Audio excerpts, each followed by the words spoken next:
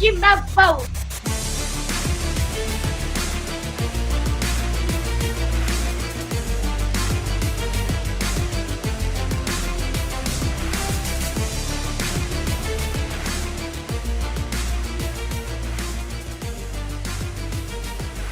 Court is in session with Ryan in Sacktown on If You Don't Like That. Now, Ryan in Sacktown. Oh, must be Ryno.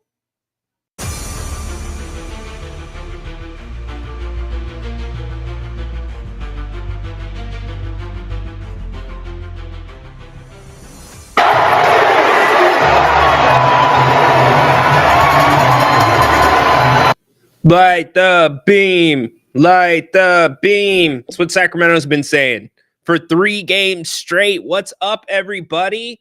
First time the Kings and the Warriors match up this season. No De'Aaron Fox. No Foxy. We'll talk about it. Keegan Murray is back. On the flip side, the Warriors are going to be missing some key pieces as well. Jonathan Kuminga, he's out 3 weeks. Also, Brandon Pajemski, he's going to be out tonight as well, which means Kuminga likely will be out for the second meeting between these teams on 122, but let's not get ahead of ourselves. First time these teams meet since the play-in. Now, they did play in the preseason, but the Kings actually, that was one of their best halves of the preseason. Now that I think about it, it's the first preseason game. The Kings pulled the starters for the second half, and the rest was downhill. But something's brewing here in Sacramento. At least that feels that way. And I want to talk about a lot of this Doug Christie notion. We've been kind of breaking into it over the past few days since he took over as head coach. And the question I get the most is, what's so different? Is it the X's and O's? Is it the communication? He's told all of you that he wants to simplify the offense, simplify the defense. And we've talked to Jerry Reynolds about what that means and what not. But the communication is what is jumping off the page to me. The X's and the O's, not that much different, but the communication. I talked to somebody very close to this team that said guys are playing and not thinking. That is a huge thing for NBA players. A huge thing. NBA players shouldn't be thinking too much. It should be natural. It's their job. It's what they do for a living. It's what they have done their entire lives. So it's the little things here and there. And tonight they get a big test. Maybe you're going to see some more Devin Carter. Can he play the combo guard? We'll get that answer from him here on the other side. Get involved. Call the show.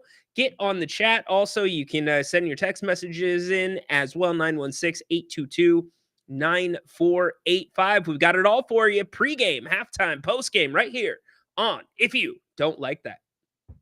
Grant and Ryan, break it down. It's Sacktown, we're the crown. Needs to be more aggressive on the offensive end, but this is the kind of Williams, the D-Box. Fox. Goodbye. Oh, if you don't like that. Business is about to pick up here. Oh, yeah, JR. Business is about to pick up. What's up? Ryan in Sacktown with you, getting you ready for the Kings and the Warriors. Hope you've had a great weekend so far. Isn't it crazy how fast the NFL season flies by?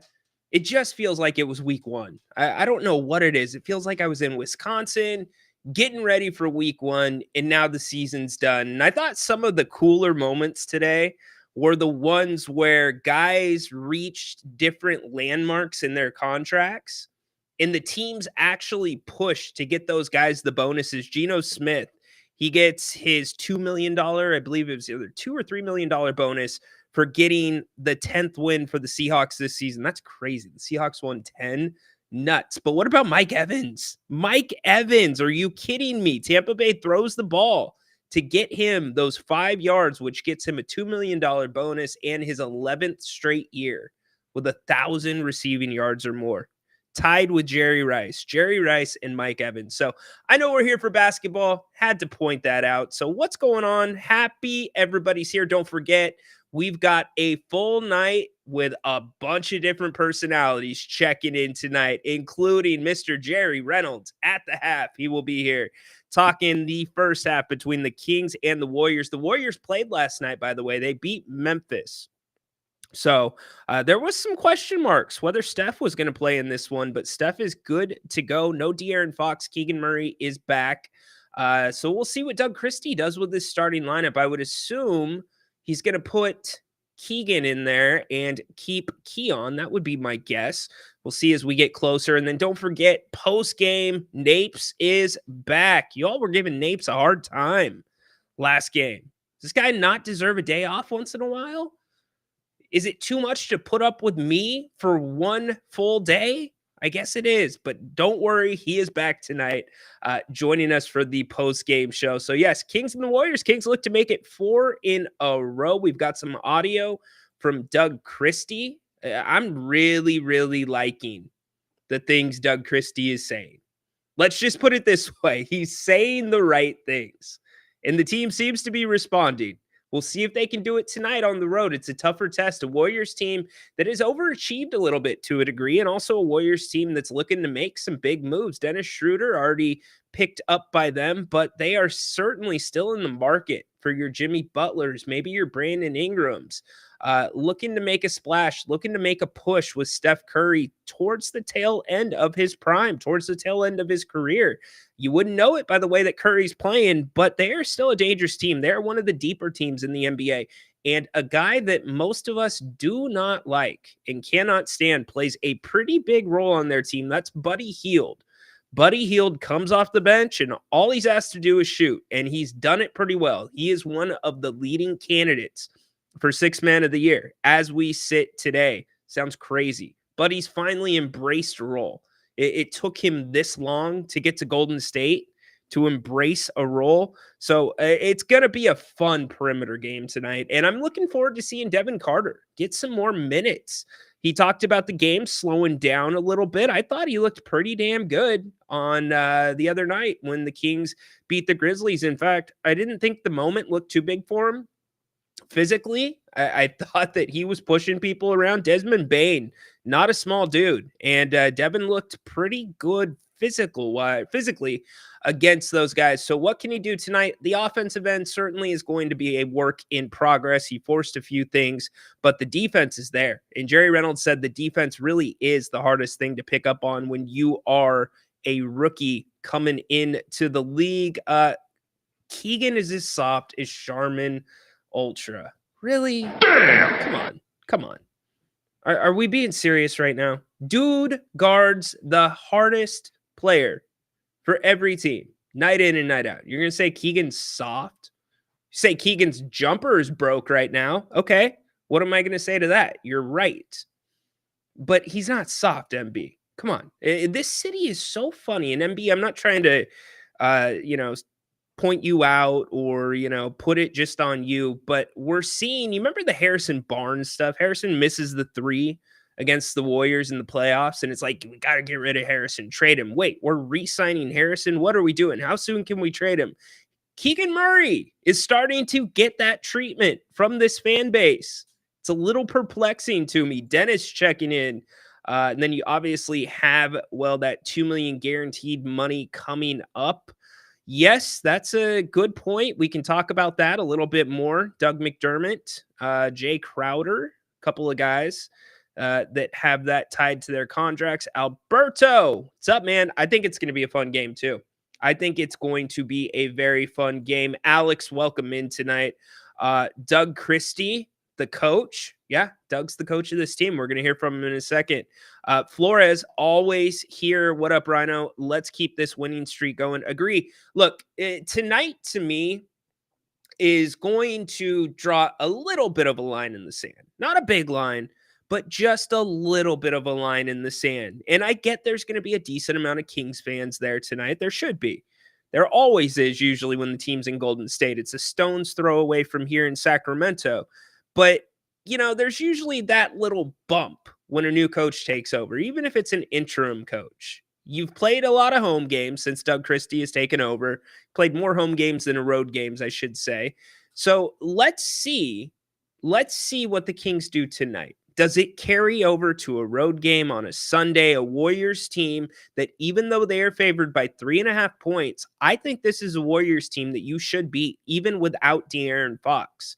They played last night against Memphis. That is not an easy game to play. Now, they won against Memphis, but I still think the Kings should get this. I still think they should get it. Alex, where's Grant? He'll be here at halftime and post game. No Fox. Your thoughts, Ryno? I think it's going to be fine with the way the ball has been moving for the Kings. And Doug Christie pointed out one of the most important things about the ball movement that I talked about. It was either on the Kings Court Friday or it was on one of the shows during last game, about the passes being in the right places. These guys aren't being thrown grenades. They're actually getting good passes now, and how important that is to teams that want to shoot, teams that have shooters, have finishers like the Kings have. In fact, let's go to Doug really quick. Here's Doug Christie, his initial thoughts after the last win against Memphis. 47 threes. The number was 40, 32 assists. 31 sprays, a team that turns you over, only 10 turnovers. There's a lot of good. We're gonna do some learning defensively. We still gotta keep growing, but it's always goodwill while you're learning if you can win ball games. And tonight we were able to do that. Again, super proud of the way that the guys fought, gave up the lead, and then challenged them again, and they responded, which is like. They did respond. That third quarter, things slowed down. Malik Monk got to the free throw line for this team. I thought that was massive for this team. BJ checking in. What's up? MC, appreciate the love. Please give us a thumbs up. We would really, really be grateful for that. Helps the algorithm, helps us get more in the mix. Support as of late, support in general for this channel has been over the top. I've had the pleasure of meeting a few people over the last 3 or 4 days that watch the channel or have had very nice things to say. So thank you all for spreading the word. It's been really cool. Let's keep it going. We are kicking the Kings telecast ass. Let's just put it that way. Their post game is not getting the views this show is getting, and that's because of all you. So thank you very much. You all are such a big part of it, just in the chat, just watching, and especially the callers too. Love when we get first-time callers. Keep it going. Go Kings. Yes, indeed. Disappointed the Grizz gave up in the fourth quarter versus the Warriors. It's a tough back-to-back. That was a tough back-to-back. The way the Kings played, how fast they're playing, that's tough. In Memphis, it was so interesting. I rewatched the game to see the battle of wills between these two teams. As soon as Memphis started to kind of turn the tide and get the game going more into a half-court style, and they were converting, the Kings would take the ball out and just go the full length of the court and either get fouled or they'd get a layup, they'd get a quick shot, and they would try to take the game right back. It was one of the more engaging games and one of the more nuanced games where there was a game within the game that I saw all season, and I absolutely loved it. As JR would say, it was a slobber knocker. It was awesome. So, yeah, to go back-to-back, not an easy ask.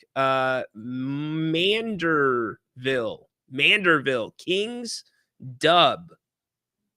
Interesting choice of words. Saying Kings win? Are you saying Kings dubs? What are you trying to say there? As we said at the top of the show, De'Aaron Fox is out. Doug Christie put it pretty well after last game. It's one thing to feel that in the momentum of the game and having everything going and trying to finish it out, especially in the fourth quarter. But what's it feel like when you wake up the next morning? A really scary fall by De'Aaron. Not a surprise that he's going to miss some time. I said it on the post-game show, and I'll stand by it tonight. He hit in probably the best place he possibly could have hit on that fall. I mean, head, neck, back, all terrible. We know that. But even on the bottom half, the fact that he came down on one side right there, kind of on one side of his glute, on that hip, I think that was probably the best place for him to hit, especially with how lengthy De'Aaron is. Not a ton of muscle down low, or not as much muscle as some other guys.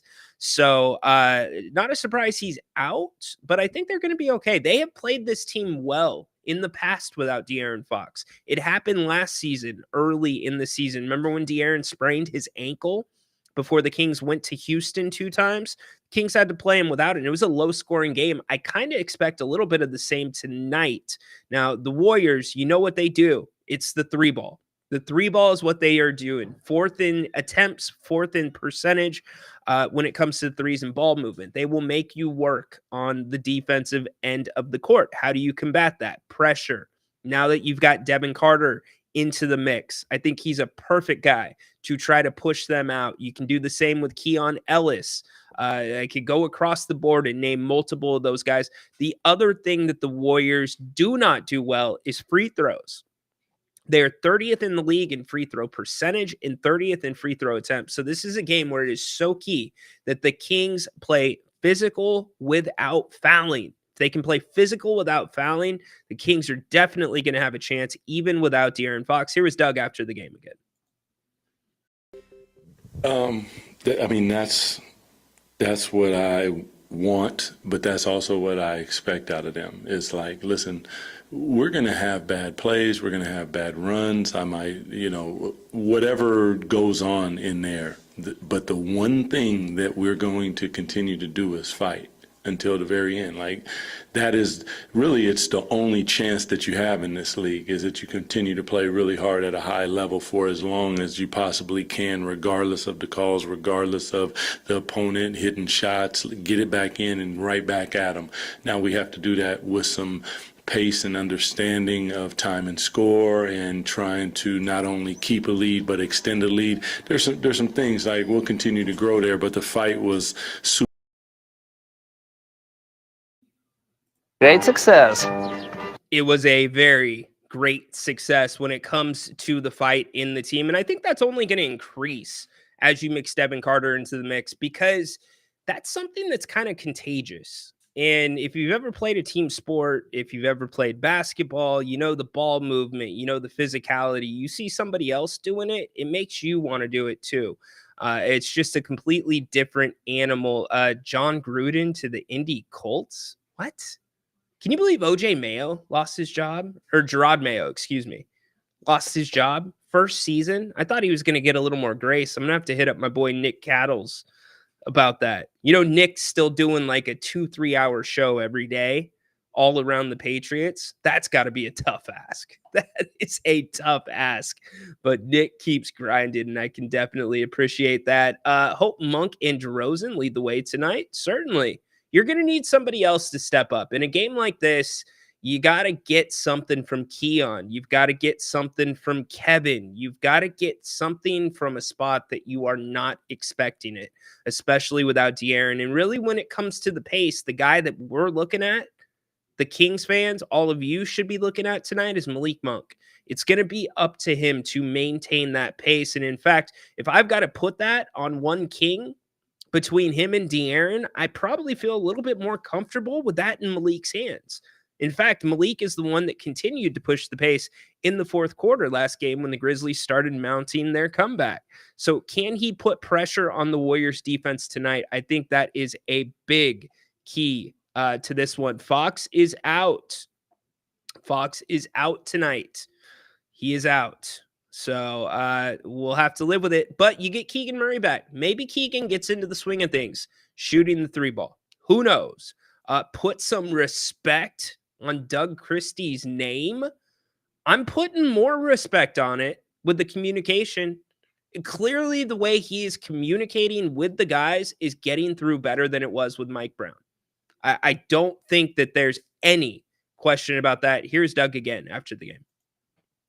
Like, I'm not saying don't shoot the basketball. I mean, like, if we miss a couple, you probably want to drive to the hole a couple times and find the rhythm. They collapse the defense, kick it back out, and shoot it again. I'm okay with that. The number for me is 40. That's I don't know how we get there. Don't really care how we get there. Like, we want our best players shooting the ball, obviously, but the spray, playing off two, getting in the paint, collapsing the defense, finding your teammates. There's energy in that. There's a selflessness in that that's contagious. And when you do it, the shot is more likely to go in than it. You know, you're dribbling and you're pounding and then you pull up, and that happens sometimes. Like, listen, we got guys who can do that, and they can just go get a bucket. But we want to play team basketball, and that's what you do. You share the rock, and it might not be for you. You might. So a couple key things there. 40 is the number that Doug wants to see in terms of three-pointers. Let's get some stats up so you can check out what the Warriors do. He wants to see 40 threes a game. Totally cool with that. I think 40 is right around the right number. Not that much different from what Mike Brown wanted to see. 35 to 40. What was very refreshing for me, and something that has been a point of contention on my side of the fence and many fans' sides of the fences as well, has been the let it fly mindset. The Mike Brown stepping up to the podium. Hey, I want you to let it fly. If you're open, let it fly. Spray, let it fly. You got to let it fly. I'm going to pull you out if you don't let it fly, right? What did Doug just say? I want you guys to shoot, but if you're not making a couple, how about we get to the rim? How about you try driving a little bit? So while Doug is really giving them a high degree of autonomy, the things that he is asking are non-negotiable. And I think, in a sense, that works. There are clear boundaries so far in the quote-unquote Doug Christie era. The hustle, the bringing it, the fight, non-negotiable. Making mistakes, it's going to happen. In fact, Doug talked about that a little bit more after the game. I think the negative part, bad part that you just said is the struggle. But the good part is what I focus on. Like, we are about joy for us and taking it from the opponent. And that's what we want to do. And that's what we want to focus on. Mistakes are made. Don't look over here. Keep playing. Like, play through the mistakes. It happens. This game is actually about who makes the least amount of mistakes. So they're going to get made. It's like not a big deal. Like, if it's super big, like, it'll be a timeout and we'll talk about it. But the point is, you continue to fight, you continue to play to the next play with speed, aggressiveness, downhill, and how about that? Here's some more stats for you. Looking at what the Warriors do, their season stats per 48 minutes. Now, one thing the Kings need to be better at, clearly need to be better at, composure. Still not quite there yet. You got guys still getting technicals. You have guys still talking a little bit too much to the refs. Let Doug handle it. I agree with that. That's another thing that needs to get cleaned up. But overall, not too shabby. We're getting some texts in on the line. Is Doug really helping us? It's too early to tell. He's saying the right things. It appears to be translating, or at least getting through to the players a little bit better than it was through Mike Brown at the end of Mike's tenure. We need a 10, 15 game sample size to really know. But I can tell you the one thing that might speed up that sample size is if we, for the next 6, 7, 8 games, see the Kings compete the way they have in the last 3. I kind of put that Lakers game out on an island because it looked like everybody was in a fog that night. It looked like the Kings were on autopilot. Doug Christie looked like he didn't know where he was at. And to be fair, that was a massive change. It was a big change for everybody, including the guys that you're not seeing on the camera all the time, the coaching staff when it comes to Jay Triano, Luke Laux, etc. So set that aside. Now that they've settled in a little bit, Yeah, I think if this team continues to fight, because for me, with the eyeball test with this team, as we continue to look at the Warrior stats and the Western Conference, look at that. Kings creeping up into the picture again. We haven't been able to see them. I've had to put 2 Western Conference slides up. Now you can see the Kings with everybody else. So that is a positive. But if you see this team competing and you see them playing the way that we saw, and you've seen how the crowd at the G1C has responded, it's different. I would say up until the time Mike Brown was fired, and I want to be clear, I am not saying Doug Christie is the reason for all of this, but we have to be fair. When you watch the Kings play under Mike Brown, it's like, something's missing. Like, what's going on? The numbers bear out, but what the hell's going on? And now you're kind of seeing something different. Like these guys, like I said, the person that I talked to, they're playing and not thinking as much. Now, is that really the simplification? Is that Doug's style? Is that the guys just responding over a couple of games because it's a new situation? We don't know, but time will tell. And tonight, I think, is going to be a big, big game to give us an idea. Is this team going to come out and have another good first quarter? Now, a lot of that was due to the shooting. The shooting was excellent in the first quarter. However, in the third quarter, it slowed down significantly. And I think that's why Doug made the statement he did about maybe try getting to the hoop, because the Kings shot 1 for 11, 9.1%, 9.1 or 9.2% from beyond the arc in the third quarter. That's got to be way better. Here's Doug one more time. A quick start.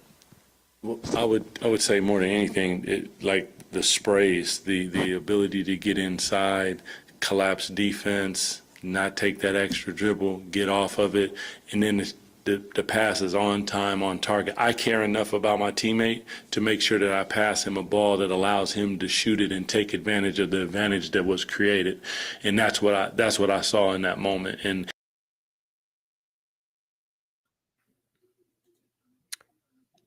pretty high level stuff explained in a very simple way. And actually, I shouldn't even say high level. Some of it fairly straightforward. Dennis, welcome to the pregame show tonight. Yo, Ryno, how's it going, my man? Good. What's up, brother?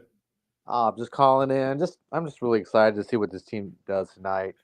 It's going to be a little adversity. We're missing our leading scorer out of 18 games this season. So it's going to be nice to see who steps up for us tonight, So I'm just really excited, as a Kings fan, to see where Doug takes us, honestly. Well, I think, too, we got to be careful about how much of it is Doug solely. It's a collective staff. He was 4th on the bench. Jay Triano's put in a couple different things offensively now, too. So it's them. It's a new version of them. It's a version of them without Mike Brown. Where can that version of the Kings take themselves? And, yeah, Doug's at the head of it, but I like what I'm hearing, at least in front of the media. Oh, 100%. It's a team effort. Like Doug, even like you said, gives praise to Jay, saying, "Hey, let's be aggressive here. We have a couple fouls to give. We can be aggressive here and press." And yeah, it's just our style. Like that's Kings basketball right there. We're just really playing as a team. When the ball's not sticking, I mean, yeah, we have defensive issues, but I feel like that's what I mean. Like I'm gonna hit home on that. Like I feel Doug's gonna really tune that up for us. And I'm just really excited to see what happens tonight, Ryno. Yeah, for sure. Me too, Dennis. Looking forward to it. I'm sure you'll be a part of the show later tonight. Appreciate you, brother. Thanks for calling. I appreciate you. All right. Good job by Dennis. Here's one thing that's really important, though. And when we talk about, or I talk about, Doug talks about, you guys talk about in the chat, the Kings getting off to a good start in the first quarter, the Kings making their opponents feel them. One of the things that I really liked that's not been talked about a lot was the fact that Doug said, screw it last game and started Keon again and made Memphis adjust. Memphis adjusted their starting lineup to what the Kings were doing. How rare is that? I mean, that's usually what the top like organizations do, the best coaches do. It's we're going to do what we want to do and you try to fix it. In fact, we can tell you what we're going to do and you're still not going to be able to stop it. So I really liked that mindset. That is a mindset that is a winning mindset. But here's the but. When you come out and make a team feel you, the reason you do that is not just to set a pace, set a tone, set a standard, almost let the refs to a degree know what's going to fly and what's not. But it's also to kind of get them to back up a little bit. You don't want them coming full steam ahead the entire time. You want to make them think as well.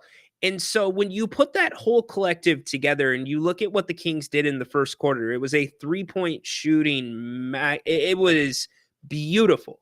It was a masterpiece of 3-point shooting between Trey Lyles, and even the Grizzlies shot the 3-ball well. But what happened was the physicality wasn't there. Devin Carter coming off the bench late in the first quarter, it kind of picked up. The physicality got there a little bit more. And I get why the Kings wanted to play away from it a little bit because they didn't want to be in the half court with Memphis. But if you're not constantly mixing in an element of that physicality, when the game eventually does get physical, and it always does, you're not going to get those calls. So you saw De'Aaron Fox getting really frustrated. He thought he was being hit. Well, when you're hanging back and shooting 3-pointers, and then you decide, okay, now I want to take it to the rim, instead of mixing the two together and having a balanced approach, the refs aren't going to give you every single call. There's an element to attrition, the way the refs call basketball games. And, they're just going to, it's what it is. And unfortunately, last game, they let it get out of control. And that's been a little bit of a problem since Adam Silver has let the refs call it a little bit looser. But the Kings have to maintain some level of physicality throughout, even if they are shooting the 3-ball well. So that way, there is no switch up. There is no drop in the whistle. The refs know that you have been consistently doing both. It's got to be a balance of both. And Memphis was doing a decent job of that. Desmond Bane, how many times did he get to the rim? Untouched. BG hopping in about Draymond. Draymond will get ejected tonight. Yeah, he is a detriment at times to his team. There's no doubt about that. You never know what you're going to get. He was just ejected the other night. Actually, they're probably going to give Golden State about 4 calls they don't deserve. I don't know that. You don't know that either. Hope Doug can pull this out to the extent we're not looking for the next great coach in the offseason. We'll see. Look, we're focused on the basketball part of it right now. There's also the behind the scenes element to it as well. Grant talks about it a lot with the owner. I would say out of all of the coaches, Vivek probably has the clearest and most direct line of communication with Doug, and that was prior to Mike Brown getting fired. So there's that element too, and there's some whispers about guys still being frustrated, about Vivek being over involved. In fact, there was one report that named certain names in the locker room that were frustrated with that involvement still. So we've still got to navigate all that in terms of if Doug could be the next coach. We are too far from that. Let's get to 500 and then go from there. But with this ownership thing, the problem is you're not going to attract the best candidates to Sacramento. They don't take Sacramento serious. They don't want to work for an owner like that. It's really difficult. So that's why you want to see the front office running really well. Do you see how the fans organization supports Draymond's antics and laughing at the rest? That's some child ass. It is. Well, that's Warriors fan for you, man. Warriors fan is something different. And Warriors fan has changed over time. When they played in Oakland at Oracle, it was a different fan base. It really was. And I get there's still the hardcores out there, but the Warriors have priced out a ton of their very loyal, very hardcore fans. They can't afford to go to the Chase Center. That's too much of a trip for them to get to the Chase Center. $40 to park off of Pier, whatever it is that the Chase Center's on. It's just too much. So the fan base has changed to a bit of a degree. Curry want Curry to lose. Just the things he does are incredible. Yes, Steph Curry is an incredible player. There's no doubt about that. John Finch hopping in. Doug doesn't look confused and just stands there with his hands in his pockets. I don't know. I'm not usually looking at Mike Brown too much. Wasn't looking at Mike Brown too much. Yes, Curry has had his way with the Kings at times. But the Kings did a really good job with him in the play-in. Did a great job against Klay Thompson. I just think I've got this feeling in my gut that defensively, Devin Carter's really going to shake things up tonight. I think he's going to, assuming his conditioning and assuming he does not pick up a ton of fouls, which again, my key to this one is you cannot send the Warriors to the free throw line more than you get to the free throw line. The Kings got there 23 times last game. To me, that is still not enough. The Kings need to get to the free throw line more, and that's where that balance comes in. You look at the free throws. I talked about it on Friday. Last season, attempts were down almost 21% or just over 21% from their playoff year. This year, they were back up to almost. They were plus 18%. So they were 3% away from where they were at in 22-23. Well, now they're back down to 5-6% up. That number needs to go back up. The Kings got to find a way to get to the free throw line. I saw a question in the chat about Domas and DeMar shooting threes, what my preference would be. I have no problem with Domas shooting the three ball, especially when he does not hesitate and when he's playing a big like Edey the other night where you want to draw them out and they don't want to come out on the perimeter.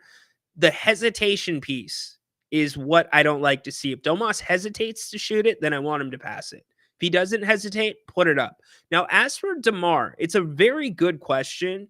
I don't like how the Kings have put or had DeMar in the corners a lot over the course of this season.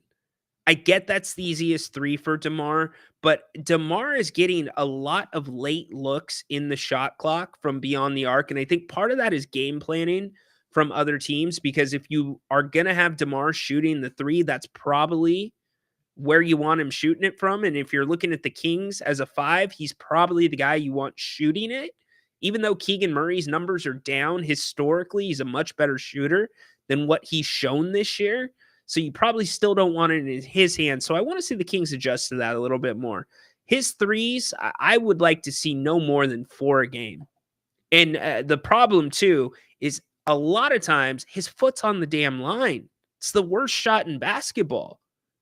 So looking at the stats from on Friday night against the Grizz, the Kings again look to make it 4 in a row tonight, taking on the Warriors. The Warriors 18-16 on the season, 10-8 on their home courts. The Kings better on the road than they are at home, but they are without De'Aaron Fox tonight. The Warriors are going to be without Jonathan Kuminga, a big piece to what they do.